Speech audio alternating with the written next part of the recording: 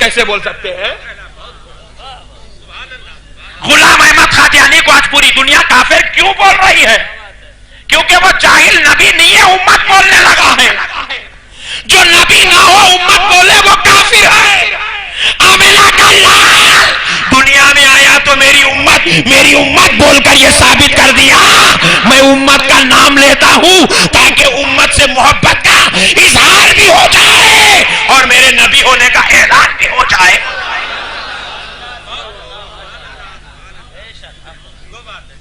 मैंने कहा एक मौलाना से, अरे तू कहां से लाया रे ये मसला? अल्लाह बोलता मैं रसूल को भेजा, नबी बोलते मैं अपनी उम्मत के लिए दुआ करके नबी होने का ऐलान करते हुए आ रहा हूं, और इन्हें बोलता हुजूर 40 साल में नबी बने। मैं पूछा कहां से लाया भाई? बोले मौलाना इतना मीठा बोलता जी हमारे भाइयां परेशान हो जाते। बोले मौलाना अगर हुजूर 40 साल से पहले नबी थे तो हुजूर का कलमा कोई भी कहीं को नहीं पढ़े। मैं बोला पढ़े बोल के अगर बता दिया तो इन्हें मसला हमको पूछा ही नहीं ना जी, इसको बताने के वास्ते इन्हें पान के डब्बे पे मसला पूछा, तरकारी वाले से मसला पूछा, कपड़े बेचने वालों से पूछा, उसको क्या मालूम जी बेचारे को? या पूछो जी हम आए ना मुंबई को।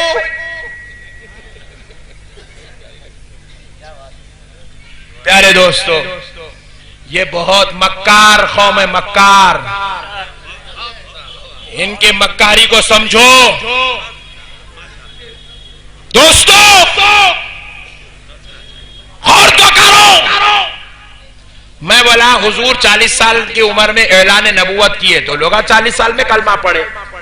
नहीं अगर नबी थे तो 25 साल की उम्र में भी पढ़ना था, 30 साल में भी पढ़ना था, 15 साल में भी कोई उनका कलमा पढ़ना था। कोई भी नहीं पढ़े ना, नहीं पढ़ना इस बात की दलील है कि उन्होंने नबी नहीं थे। तो मैं बोला जाहिल सुन, अगर मैं बता दूं कि 40 साल से पहले किसी और ने कलमा पढ़ा तो क्या तू मान लेगा?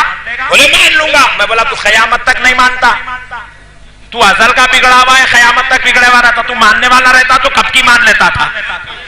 तू चांद के 2 टुकड़े हुए सो देखे तो तुम्हारे दादा नहीं माने, तू क्या मानता? सूरज लौटाते हुए तुम्हारे चाचा देखे थे, नहीं माने, तू भतीजा क्या मानता? कितना अच्छा रिलेशन जोड़ रहा नहीं? प्यारे दोस्तों मैंने मौलाना को पूछा इधर आ बैठ। ईसा अलैहिस्सलाम की उम्मत क्या कलमा पढ़ती थी? बोले ला इलाहा इल्लल्लाह ईसा रसूलुल्लाह। इब्राहिम अलैहिस्सलाम की उम्मत क्या कलमा पढ़ती थी? ला इलाहा इल्लल्लाह इब्राहिम रसूलुल्लाह। आदम अलैहिस्सलाम की उम्मत क्या कलमा पढ़ती थी? ला इलाहा इल्लल्लाह आदम रसूलुल्लाह। मैं बोला अपने भाइयों के बारे में अच्छा याद करके रखा। नबी क्या कलमा पढ़ते थे? ईसा क्या कलमा पढ़ते थे? बोले ला इलाहा इल्लल्लाह मुहम्मदुर रसूलुल्लाह। इब्राहिम क्या कलमा पढ़ते थे? ला इलाहा इल्लल्लाह मुहम्मदुर रसूलुल्लाह। हजरत आदम क्या कलमा पढ़ते थे? ला इलाहा इल्लल्लाह मुहम्मदुर रसूलुल्लाह। अरे जरा सुन, ईसा कह रहे हैं नहीं है कोई माबूद सिवाय अल्लाह के, मोहम्मद सल्लल्लाहु अलैहि वसल्लम अल्लाह के रसूल है।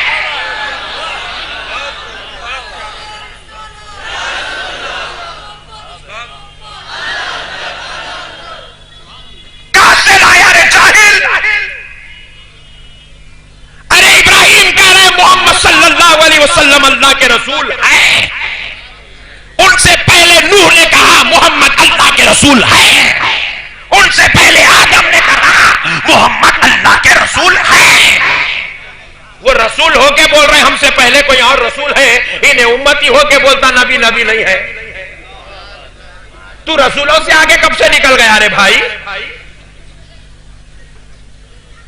कहां से आए रे तुम लोग? अरे काय का अकीदा है रे ये? अरे मेरे भाई अल्लाह के वास्ते इनके शंकरों में नको जाओ मेरे भाई। इसके एक के पीछे जाएंगे तो करोड़ों आशिकाने खुदा से रिश्ता टूट जाएगा। इसके एक के पीछे गए तो गौस से रिश्ता कट, इसके एक के पीछे गए तो गरीब नवाज से रिश्ता कट, रसूल अल्लाह से रिश्ता टूटा, औलिया सहाबा से रिश्ता टूटा, अंबिया और नबी पाक से रिश्ता टूट गया। दोस्तों सुनो, हमने हजरत आदम अलैहिस्सलाम से हाथ जोड़ के पूछा है आदम आप हमारे बाबा जान है, आप पर हमारी जवानी कुर्बान, हमारी औलाद कुर्बान। वह बाबा जान जरा आप बताएं आपको ये ला इलाहा इल्लल्लाह मोहम्मद रसूलुल्लाह वाला कलमा कहां से मिला? तो हजरत आदम ने कहा सुनो सुनो बेटा, मैंने इस कलमे को अर्शे इलाही पर लिखा हुआ देखा था। हमने पूछा बाबा जान क्या ये कलमा आपने लिखा था? हजरत आदम ने कहा नहीं नहीं मैंने नहीं लिखा। हमने पूछा क्या फरिश्तों ने लिखा था? बोले नहीं नहीं। हमने पूछा क्या जिन्नात ने लिखा था? बोले नहीं नहीं। हमने पूछा फिर अर्श पर मोहम्मद रसूल है ये किसने लिखा? तो प्यारे आदम ने जवाब दिया सुनो सुनो बेटे, जब खुदा ने अर्श को बनाया उसी वक्त खुदा ने उसको कायम फरमा दिया था। खुदा खुदा होकर कह रहा है कि मेरे सिवा कोई माबूद नहीं और मोहम्मद मेरे रसूल है। खुदा बोल रहा है रसूल है और बंदा बोल रहा है नहीं है। समझो इनकी मकरो फरेब को। मेरे दोस्तों अल्लाह ने कहा हमने रसूल भेजा है। किसको भेजा है भाई? अच्छा और एक बात देखो, इन लोग अपनी किताब में लिखे, इनकी सीरत की किताब उठा के देखो और मुंबई में नहीं मिलने वाली किताब भी मिल जाती, आपको हैदराबाद आने की जरूरत नहीं है। इन्होंने किताबों में लिखा है हजरत दाई हलीमा जब घर से निकली थी बड़ी कमजोर थी। कमजोरी के बात तो ऐसा बोलते बोल बोल के लोगों को हला बना देते। कमजोर थी, जैसे ही सरकार के घर के सामने आई ऊंटनी जाके रुक गई, उतरी और हजरत दाई हलीमा सरकार को लेती है तो सीनों में दूध आ जाता है, सीने में दूध आता है, खुवत वाली हो जाती है। जैसे ही ऊंटनी पर लेकर बैठी ऊंटनी भी तरोताजा हो जाती है। तो मैं पूछा किसी बच्चे को गोद में दूध लिए, बच्चे को गोद में लिए लेते कि जिस्म में दूध आना क्या है? बोले मोजेजा।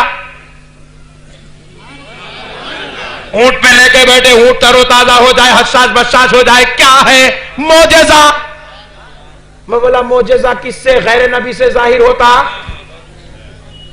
मोजेजा तो उससे जाहिर होता है जो नबी बन के आ रहा हो।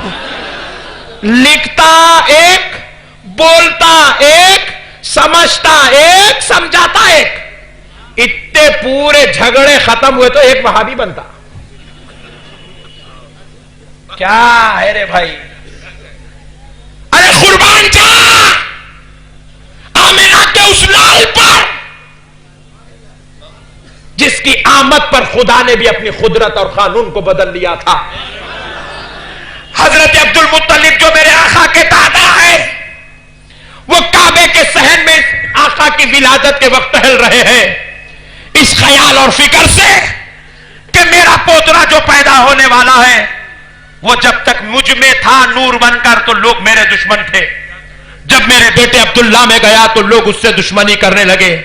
आज वो खुद नूर वाला आ जाएगा तो उस पर कैसे कैसे जुल्म सितम के पहाड़ टूटेंगे।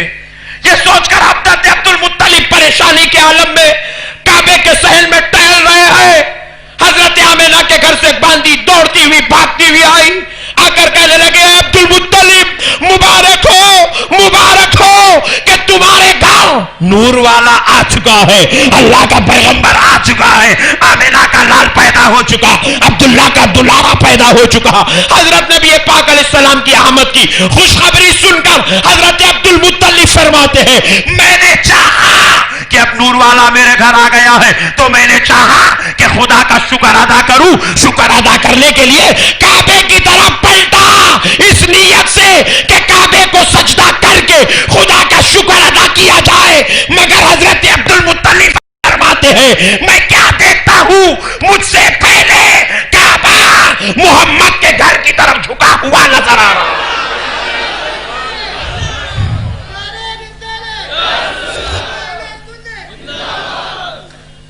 गौर तो करो दोस्तों, ये वो नबी हैं जिनकी आमद पर खुदा ने कुदरत बदल दी। अरे कुदरत तो ये है जो काबा हजरत आदम ने खड़ा किया था वो खड़ा रहे, ये कुदरत है। जिस काबे को हजरत सुलेमान ने तामीर किया खड़ा किया था वो खड़ा रहे, ये कुदरत है। जिस काबे को हजरत इब्राहिम ने तामीर किया खड़ा किया वो खड़ा रहे, ये कुदरत है। मगर आज खुदा उस काबे को झुकाकर बता रहा है कि आमद मुस्तफा पर खुदा कुदरत को बदल के जश्न का ऐलान कर रहा है।